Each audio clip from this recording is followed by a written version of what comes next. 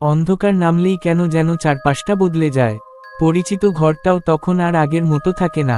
হালকা একটা শব্দ, দেয়ালের ছায়া, কিংবা হঠাৎ ঠান্ডা হাওয়া, মনের ভেতর প্রশ্ন জাগে, আমি কি সত্যিই একা? শতাব্দীর পর শতাব্দী ধরে মানুষ ভূতের গল্প বলে আসছে, কিন্তু সেগুলো কি শুধুই কল্পনা? নাকি এমন কিছু আছে যা আমরা দেখতে পাই না, কিন্তু আমাদের দেখছে? আজ আমরা ডুব দিতে চলেছি এক ভয়ঙ্কর অনুসন্ধানে, যেখানে গল্প আর বাস্তবতার সীমা ধীরে ধীরে মুছে যায়। শেষ পর্যন্ত থাকুন, কারণ উত্তরটা ভয়ের। ভূতের অস্তিত্ব নিয়ে বিতর্ক নতুন নয়। শত শত বছর ধরে মানুষ বিশ্বাস করে এসেছে আত্মা, প্রেতাত্মা, ছায়ামূর্তি আর অদৃশ্য উপস্থিতিতে। কিন্তু আধুনিক বিজ্ঞান বলে ভূত বলে কিছু নেই।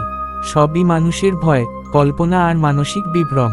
কিন্তু সমস্যা এক জায়গায়, যদি ভূত না থাকে, তাহলে নির্জন বাড়িতে মাঝরাতে পায়ের শব্দ আসে কেন? বন্ধ ঘরে কারো না থাকা সত্ত্বেও দরজা খুলে যায় কিভাবে? আর সবচেয়ে ভয়ঙ্কর প্রশ্ন, যারা ভূত দেখেছে বলে দাবি করে, তারা সবাই কি মিথ্যে বলছে? এই প্রশ্নগুলোর উত্তর খুঁজতেই শুরু হয় আমাদের গল্প। পশ্চিমবঙ্গের এক প্রত্যন্ত গ্রামে, ঘন জঙ্গলের পাশে দাঁড়িয়ে আছে একটি পুরনো জমিদার বাড়ি। লোকেরা একে বলে রক্তবাড়ি, কারণ প্রায় 50 বছর আগে এক রাতে এই বাড়িতে ঘটে যায় এক ভয়াবহ ঘটনা। জমিদার, তার স্ত্রী, 2 সন্তান, সবাইকে নৃশংসভাবে হত্যা করা হয়। কিন্তু আশ্চর্যের বিষয়, খুনি কখনো ধরা পড়েনি। এরপর থেকে বাড়িটা পরিত্যক্ত। দিনের বেলায় কেউ গেলেও রাতে কেউ ধারে কাছেও যায় না। গ্রামবাসীদের দাবি, প্রতি অমাবস্যার রাতে বাড়ির ভেতর আলো জ্বলে ওঠে। শোনা যায় কান্না, কখনো হাসি, আর কখনো শিশুদের চিৎকার। এই গল্পের মূল চরিত্র অরিন্দম সেন, একজন প্যারানর্মাল রিসার্চার। ভূতে বিশ্বাস করে না, কিন্তু বিশ্বাস না করেই সে তাদের খোঁজে বেরিয়েছে। অরিন্দমের মতে, ভূত যদি সত্যিই থাকে, তাহলে প্রমাণ থাকতে হবে, আর প্রমাণ না থাকলে সবই ভাওতা। সে তার camera, audio recorder, EMF meter নিয়ে সেই রক্তবাড়িতে প্রবেশ করে। ঘড়িতে তখন রাত 11:58। ঠিক 12টার সময় প্রথম অস্বাভাবিক ঘটনাটি ঘটে। হঠাৎ করে অরিন্দমের ইএমএফ মিটার অস্বাভাবিকভাবে কাঁপতে শুরু করে। তাপমাত্রা হঠাৎ করে 5 ডিগ্রি কমে যায়। ক্যামেরার লেন্সে ধরা পড়ে এক অদ্ভুত ছায়া, মানুষের মতো, কিন্তু পুরোপুরি নয়। অরিন্দম হাসে, সে ভাবে ক্যামেরার গ্লিচ। ঠিক তখনই তার কানে ভেসে আসে একটি ফিসফিস শব্দ, চলে যাও। কণ্ঠস্বরটা যেন বহু বছর ধরে কাঁদতে কাঁদতে ভেঙে গেছে। অরিন্দম দৌড়ে বাইরে বেরিয়ে আসে, কিন্তু তখন সে বুঝতে পারে বাড়ির মূল দরজাটা আর নেই। দেয়ালে হাতের ছাপ, রক্তের মতো লাল। অডিও রেকর্ডার চালু করে সে প্রশ্ন করে, এখানে কেউ আছো? উত্তর আসে, আমরা সবাই আছি। একাধিক কণ্ঠস্বর, পুরুষ, নারী, শিশু, সব একসাথে। এই রেকর্ডিংটাই হয়ে ওঠে প্রথম প্রমাণ। ভয়কে উপেক্ষা করে অরিন্দম আবার ভেতরে যায়। একটি পুরনো আলমারি খুলতেই মেলে একটি ডায়েরি, জমিদারের স্ত্রীর লেখা। ডায়েরিতে লেখা ছিল, ওরা আমাদের ছাড়বে না, দেয়ালের ভেতর ওরা থাকে, রাতে ওরা বেরিয়ে আসে। শেষ পাতায় শুধু একটাই লাইন, মৃত্যুর পরেও মুক্তি নেই। রাত 3টে নাগাদ অরিন্দম দেখে সিঁড়ির মাথায় দাঁড়িয়ে আছে 4টি অবয়ব। মুখ নেই, চোখ নেই, শুধু কালো শূন্যতা। একটি কণ্ঠ বলে, তুমি আমাদের প্রমাণ চাইছো? হঠাৎ করে অরিন্দমের শরীর স্থির হয়ে যায়। সে নড়তে পারে না, তার ক্যামেরা নিজে থেকেই রেকর্ড করতে থাকে। পরদিন সকালে গ্রামবাসীরা দেখে রক্তবাড়ির দরজা খোলা, ভেতরে ক্যামেরা, রেকর্ডার পড়ে আছে, কিন্তু অরিন্দম নেই। ক্যামেরার শেষ ফুটেজ শুধু একটাই দৃশ্য, অরিন্দম ক্যামেরার দিকে তাকিয়ে বলছে, ভূত বাস্তব, আমি প্রমাণ পেয়েছি, কিন্তু হয়তো ফিরতে পারবো না। এরপর স্ক্রিন কালো। ভিডিওটি ইউটিউবে আপলোড হয়, মিলিয়ন ভিউ। কেউ বলে ফেক, কেউ বলে এডিট, কিন্তু যারা মন দিয়ে শোনে, তারা শেষ অডিওতে একটা ফিসফিস শব্দ শুনতে পায়।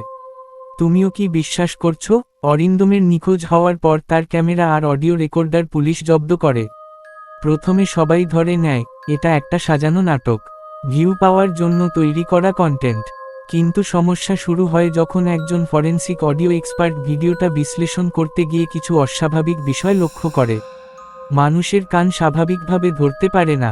ফ্রিকোয়েন্সি বাড়াতেই ভেসে আসে একটি স্পষ্ট বাক্য, ও চলে গেছে, এবার তুমিই পরের। এই কণ্ঠস্বর কোনো মানুষের নয়। ভয়েস প্রিন্ট মিলিয়ে দেখা যায় একই সঙ্গে অন্তত 5টি আলাদা কণ্ঠ একসাথে কথা বলছে। ভিডিও ভাইরাল হওয়ার পর হাজার হাজার কমেন্ট আসে, কিন্তু কিছু কমেন্ট ছিল ভিন্ন। একজন লিখেছে, ভিডিও দেখার পর থেকে আমার ঘরের দরজায় মাঝরাতে কেউ কড়া নাড়ছে। আরেকজন, শেষ 5 সেকেন্ড শোনার পর আমার ফোন নিজে নিজে বন্ধ হয়ে যায়। সবচেয়ে ভয়ঙ্কর কমেন্টটি ছিল এই, আমি ভিডিওতে যে ফিসফিস শব্দটা শুনেছি সেটা আমার নাম নিয়ে ডাকছিল। এই কমেন্টের পর থেকেই ভিডিওটি নিয়ে আতঙ্ক ছড়িয়ে পড়ে। কিছুদিনের মধ্যেই অদ্ভুত ঘটনা ঘটতে শুরু করে। যারা হেডফোনে একা বসে ভিডিওটা দেখেছিল তারা স্বপ্নে সেই বাড়ি দেখতে পায়। কেউ কেউ ঘুমের মধ্যে হঠাৎ উঠে বসে বলে ওরা দেয়ালের ভেতর আছে। 3 জন দর্শক হাসপাতালে ভর্তি হয় কারণ তারা একটানা একই কথা বলছিল, আমরা সবাই আছি। এই একই লাইন যেটা অরিন্দম শুনেছিল। এখন হয়তো আপনারা ভাবছেন এই গল্প বলছে কে? আমি। কিন্তু আমি শুধু একজন গল্পকার নই, আমি সেই ভিডিওর এডিটিং টিমের একজন ছিলাম। ভিডিও আপলোডের আগের রাতে আমি অডিওটা শেষবার শুনছিলাম। ঠিক তখনই আমার স্টুডিওর লাইট নিভে যায়। মনিটরের স্ক্রিনে অরিন্দমের মুখ ভেসে ওঠে, কিন্তু চোখ দুটো ছিল কালো, পুরোপুরি কালো। সে শুধু একটা কথা বলেছিল, তুমি তো বিশ্বাস করেছ, তাই না? আমি সিদ্ধান্ত নিই, এই রহস্যের শেষ না দেখে থামব না। আমি আবার রক্তবাড়িতে যাই। এবার আমি একা না, আমার সাথে ক্যামেরা চালু। ঘড়িতে রাত 12টা বাজতেই বাড়ির ভেতর থেকে ধীরে ধীরে হাততালি শোনা যায়। একটা, দুটো, তারপর একসাথে অনেকগুলো। দেয়ালের ওপর ভেসে ওঠে লেখা, প্রমাণ পেয়েছ? বাড়ির ভেতরের একটি গোপন ঘরে আমি খুঁজে পাই কিছু চুল, কিছু নখ, আর একটি মোবাইল ফোন। ফোনটা চালু করতেই একটি ভিডিও প্লে হয়। অরিন্দম ক্যামেরার দিকে তাকিয়ে বলছে, আমরা ভুল করেছিলাম, ওরা মৃত নয়, ওরা আটকে আছে। আর যারা ওদের বিশ্বাস করে তাদের শরীর ব্যবহার করেই ওরা বাইরে আসে। ঠিক তখনই আমার কাঁধে কেউ হাত রাখে। আমি ক্যামেরা ঘোরাই।